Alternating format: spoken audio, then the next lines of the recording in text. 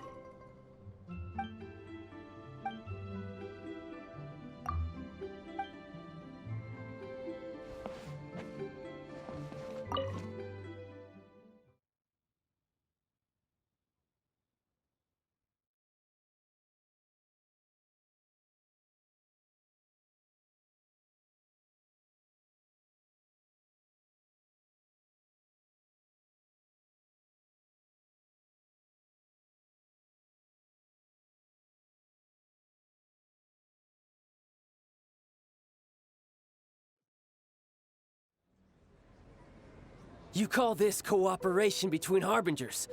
Cooperation involves communication, you know.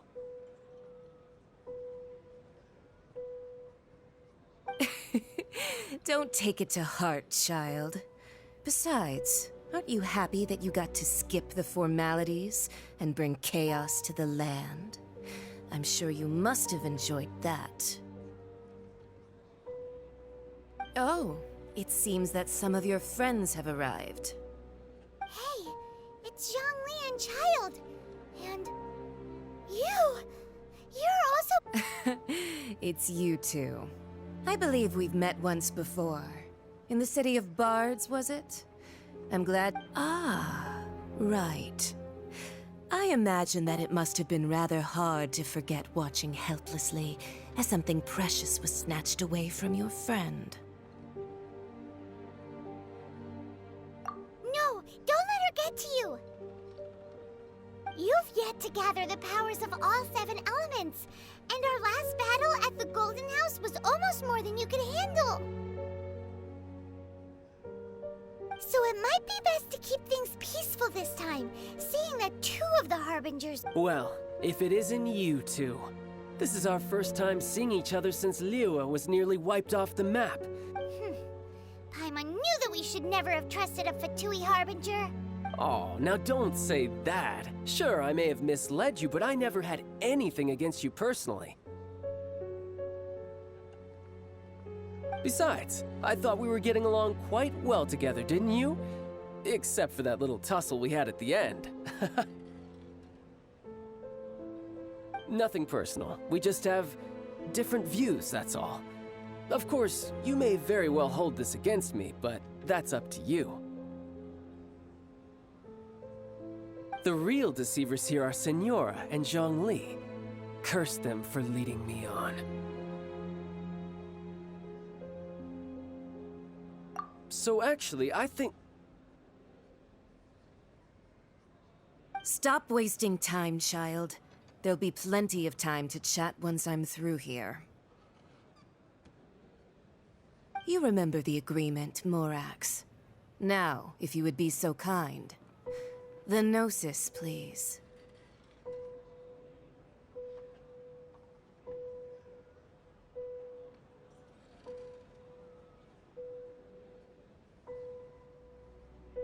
What in the world are you talking about?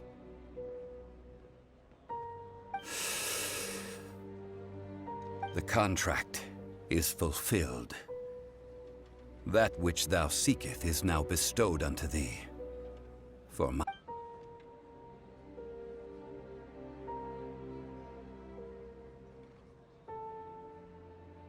How sanctimonious.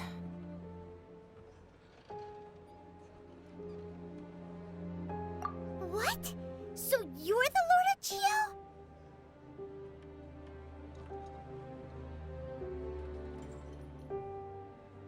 No, wait!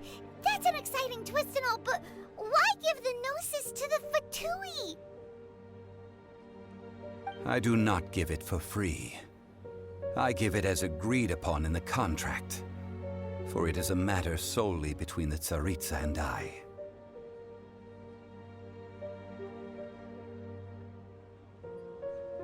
Yeah, you don't think you went a little bit too far with that whole fake death thing? Everyone was preparing the ceremony for you, and splat! This big dragon falls out of the sky, and all of Lyra goes into an uproar. Talk about a disaster. Gathering all the forces that had been bubbling behind the scenes, and then stirring them together in a pot that was bound to boil over.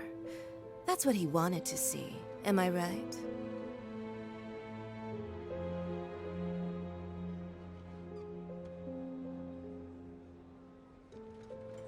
Wait, what? Perhaps it's best that I explain. As you know, I've dwelt upon this world for more than 6,000 years. I witnessed the founding of Liyue, together with the Adepti 3,700 years ago. Even boulders that can withstand whirlpools will erode with the passing of time. I kept convincing myself that cracks had not begun to form, and that the end of my time had not yet come. Until one drizzly day, as I was strolling along the harbor, I heard a merchant tell one of his workers, "You finished your duties. Go ahead and call it a day." I stood motionless among the crowds, asking myself, have I already finished my duties? Oh, Zhongli. But as I began to consider relinquishing my divine role, I soon discovered that many reasons still remained to not hastily depart. Was Liyue, the city I had dwelt in for so long, already prepared to enter its next age? I decided that a test was needed in order, so I feigned my own death, and gathered the cast of Child, the Adepti, and the Liyue Chising to play their roles together on the stage that was Liyue.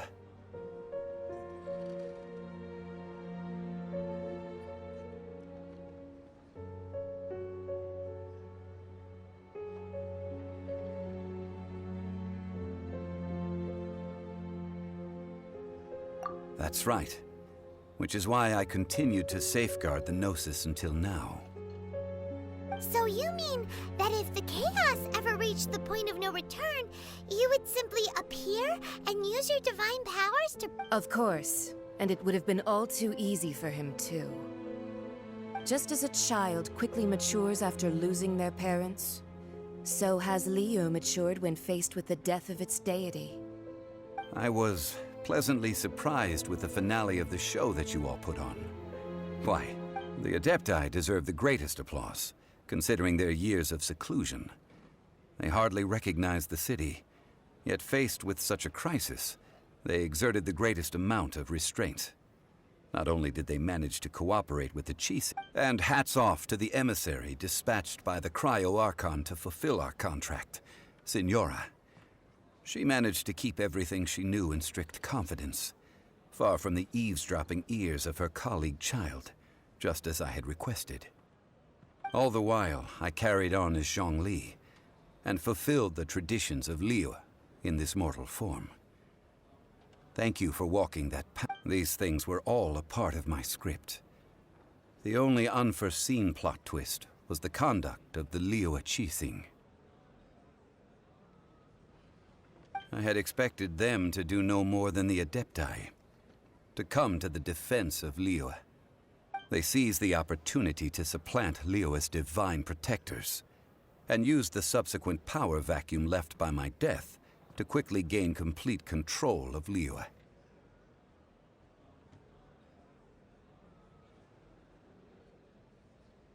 Huh? That doesn't sound good at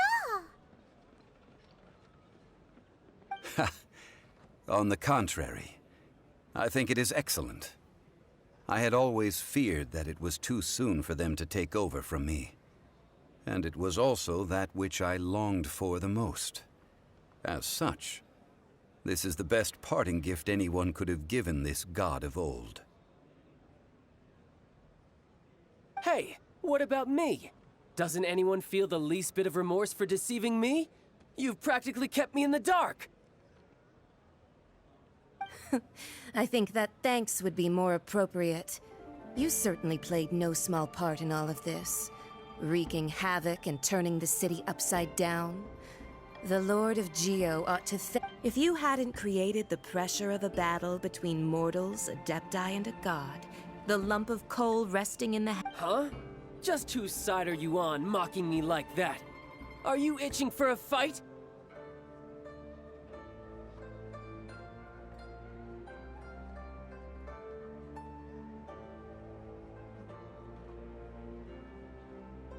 Hey, haven't you learned the Liyue saying, don't always call it as you see it?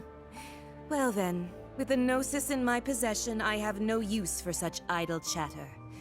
We should return to Zapoljarny Palace and seek an audience with Her Majesty, the Tsaritsa. Come, child. Fine. I'll meet you there later. I'm not sharing a boat with the likes of you. Do as you wish.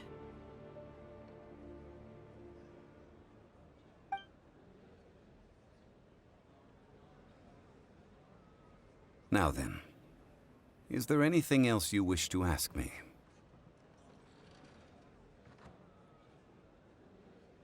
Right! As Zhongli always told us, a good trade is a fair trade. Paimon has no idea what could be a good trade for a Gnosis. Realistically speaking, there is no such thing. Huh?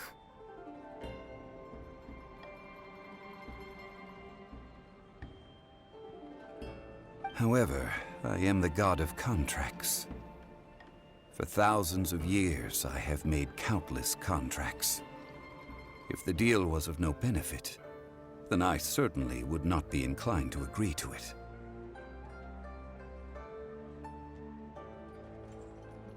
My agreement with the Cryo-Archon will be the last of my contracts as the Geo-Archon. My contract to end all contracts.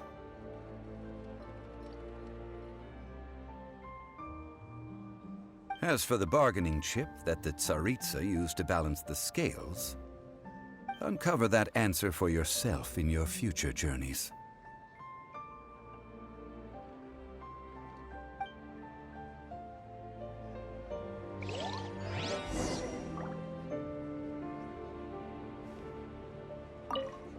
Paimon can't absorb So Zhongli, what sort of contract did you sign with the Cryo-Archon? Paimon's so curious. One of the clauses of our contract was not to divulge any of its You're so petty.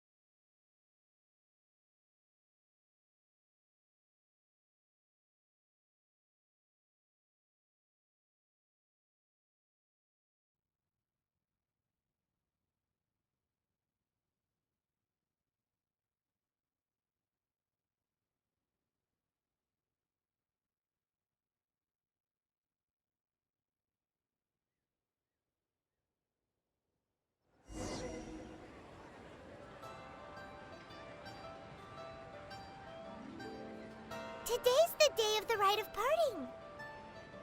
Although the star of the show is fake, we've spent so much time trying to organize it, it would be a real shame not to go there now.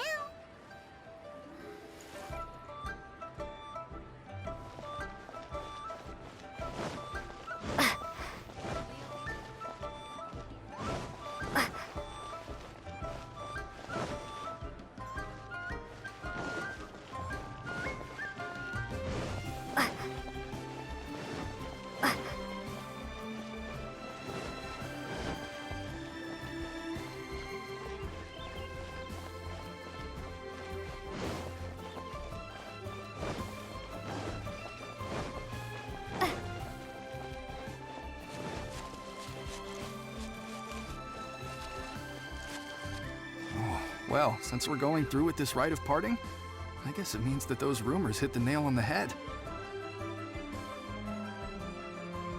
So Rex Lapis is really... Oh, come on. Do you think that the assassin could have been a normal person? You know what I think? I don't think any of the gossip on the streets you hear from... There's only one real possibility in my mind. I've heard that the assassin was that Fatui fellow. Youngish, pretty high in rank. The Fatui? They certainly are very suspicious. Who knows what those greedy, crooked folks... Shh! Lower your voice. If the Fatui catch you in their sights, Rex Lapis won't be...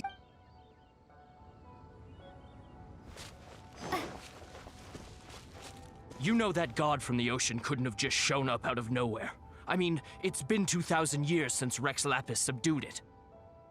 Yes, and to think that this happened right on the heels... Say, do you think the person who assassinated our lord and released the... Now that you mention it, that's very possible.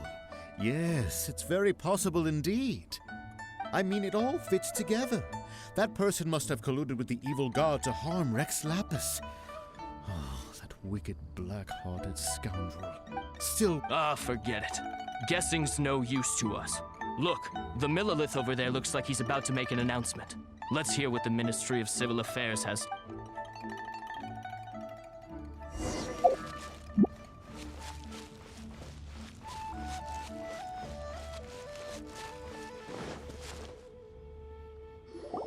Hear ye all, the Chising's words. Though a dragon soars ageless as the mountains, it too must return to dust. This is gods and adepti live glorious lives, but both light and shadow have their season. So too must they face divinely appointed trials. Rumors and hearsay abound on the streets that Rex Lapis was murdered. Now, let the truth be revealed. Having been thwarted in his trial, Rex Lapis's soul has recouped the celestial heights. He beseeches the people of Liyue to grieve not and to let not their hearts be saddened. Nor are they to believe street-born rumors or indulge in baseless speculation.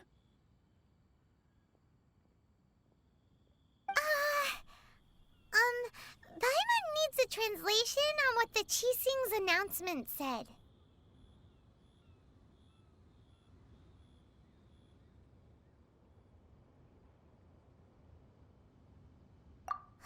So that's how they're spinning it.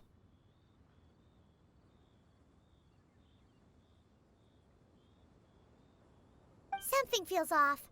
Why would they suddenly give up looking for the murderer? Not to mention how this excuse sounds like something they just made up on the spot.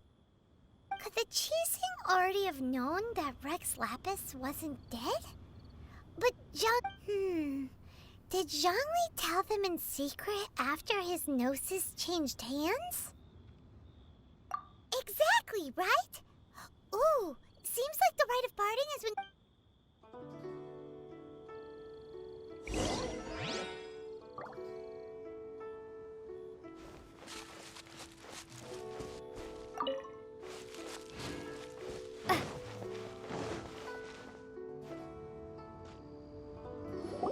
Look, it's Ningguang and Keqing.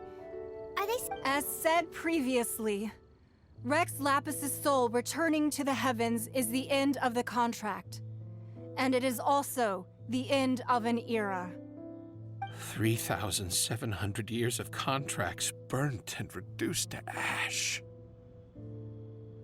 We, the people of Liyue, were indeed prosperous. But blinded by our prosperity, we forgot that time can be pitiless. The long, unending dream of our Archon walking among us.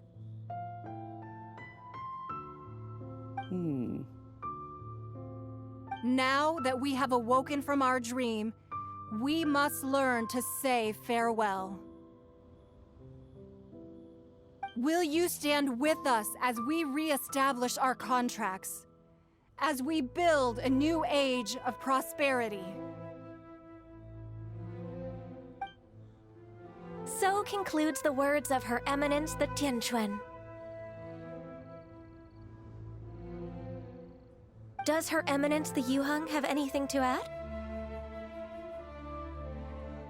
Huh? Is she looking this way? Traveler. Yikes! She really is looking. Is that the traveler who they say defeated the ancient god? So young. The Liyue Qixing always repay their debts. And as you have heard, our eyes see far and our reach is long. Name your price.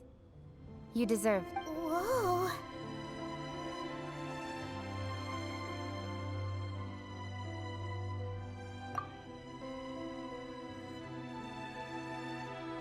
Well, could you help me put up some missing person posters?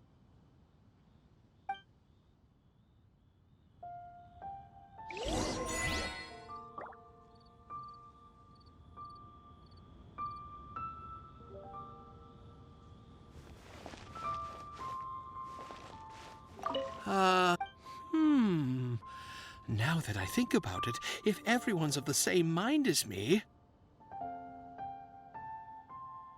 perhaps mementos for Rex Lapis might be the best short-term business opportunity.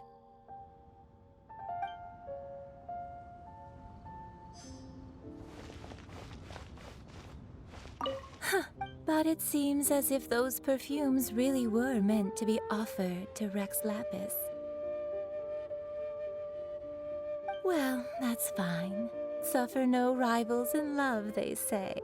And that's 3 gone.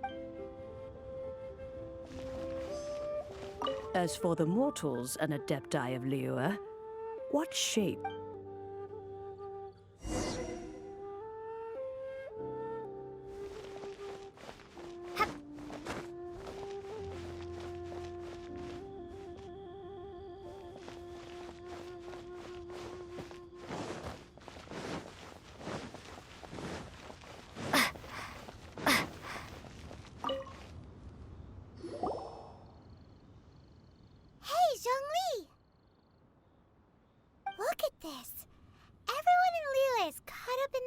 Thinking that they'll never see Rex Lapis again. And here you are looking all relaxed. Why would I not feel more at ease? Right. If the two of you can spare the time, I should treat you to a meal at the... Ha! That sounds like big talk, Zhongli. Paimon might have believed you if you were treating us to some third-round knockout. But you'd have to pay out your nose just to stand inside Qinyue Kiosk. Are you sure you can afford it? You're right. I do lack the Mora. As the Rex Lapis Morax, I can easily create Mora. But since I have chosen to walk this earth as the mortal Zhongli, when I was journeying with you, though I still had the Gnosis in hand, I knew that I must soon retire from my role as an Archon.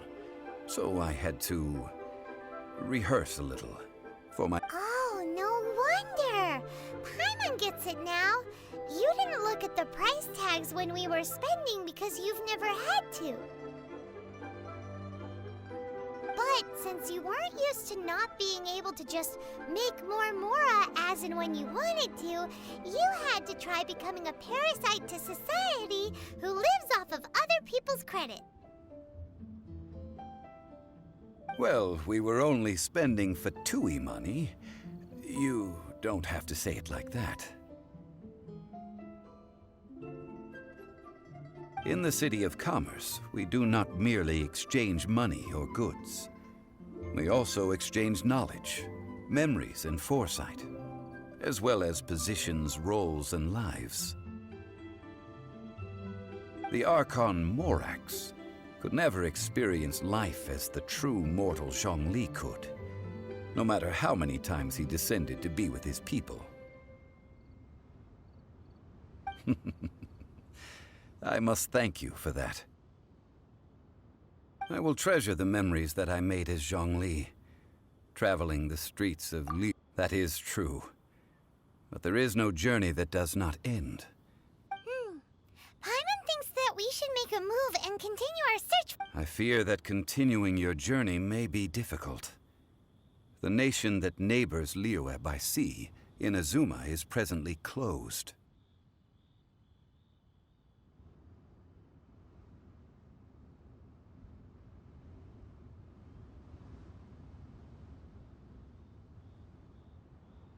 Yes, the nation has been closed by order of its deity, the Electro-Archon Ball. And just as the people of Liyue preferred to call me Rex Lapis, she too goes by another name among locals in Inazuma. Paimon thinks we've heard that one before. Raiden? That is the case. And since Raiden is also the shogun of the Inazuma Bakufu, people call her the Raiden Shogun. That said, though people at the wharf were saying that the situation in Inazuma is very tense, Paimon doesn't remember that always being the case. It wasn't that bad last year. Zhongli, since you're Rex Lapis, shouldn't you know something about what's happening there? Just how did Inazuma become a closed nation? It's because of visions. Visions? When faced with circumstances beyond their control, humans often bemoan their lack of power. But if a person shows true strength of will at a desperate and fateful moment in their life, the gods will look upon them with favor. This is what visions are. Magical foci bestowed upon those who have been acknowledged by the gods. Uh-huh. That's how people in Teyvat see it.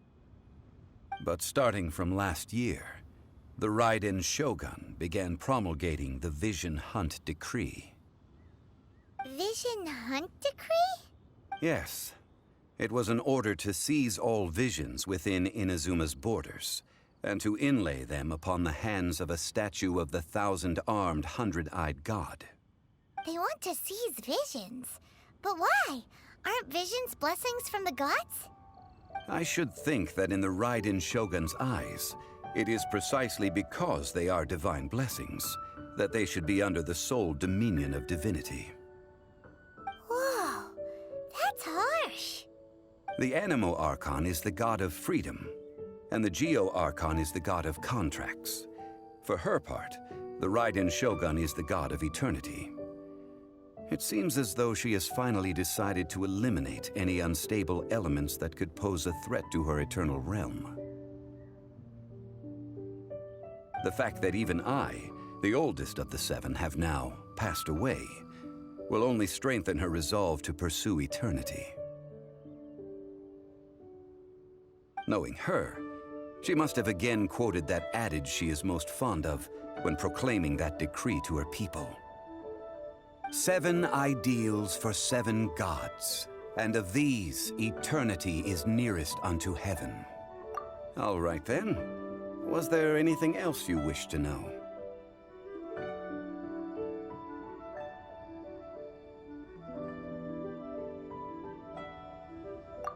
The time of the Adepti has long passed, If even the Liyue Qixing don't want to face that truth, then what future is there for Liyue? Keqing is absolutely right in saying this. Now, though I did laud Ningguang's desire for power, believing this to be a good thing, and thought as a matter of course that she must have been behind the Qixing's plan to take governing power over Liyue from the hands of the gods and Adepti, could the original person who brought up the idea of seizing power have been... All right then. Was there anything else you wish to know?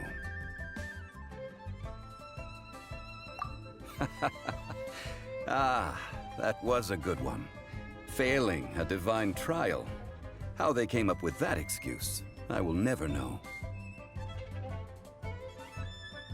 That said, the reason why the Qixing were so eager to resolve the incident and stop pursuing the culprit was indeed I hinted as much to the Adepti as well.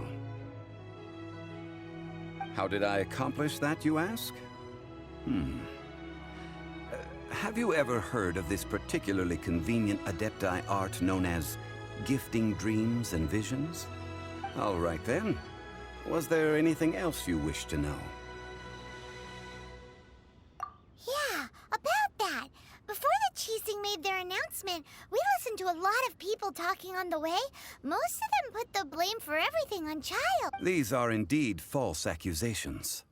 But it remains undeniably true that Child did send people to the Jade Chamber to prevent the Adepti and the Qixing from defeating the ancient god. I've heard that Ningguang is busy milking that for all it's worth on the foreign relations front at the moment, browbeating the envoys of the Fatui. Ha! Those poor Snezhnayan diplomats. If it were not for Child's exalted position as a harbinger, I'm certain that they would have shifted all the blame to him and called for his dismissal by now. All right then. Was there anything else you wish to know? That's right. Zhongli, now that you don't have your note, since Morax is dead, are they all just gonna disappear? Also, isn't the Golden House the only mint in the entire continent? Will it even continue to work? The Mora present now will not vanish. But the Golden House will indeed have to cease operations for a lengthy period of time, since creating Mora requires the use of the Geo-Archon's power. This is terrible! We're all about... Yes, this is indeed a major issue from a financial standpoint. Well, I suppose we'll just leave such troublesome matters to the Liyue Qixing to debate. Then, did you at least set some private funds aside for yourself? Oh, a private fund. This... What's a shame? It's a shame that I didn't... All right then. Was there anything else you wish to know? Well then, I suppose you'll have to find a way to get inside this closed nation. Have patience. I suspect that some serendipity must first come into play.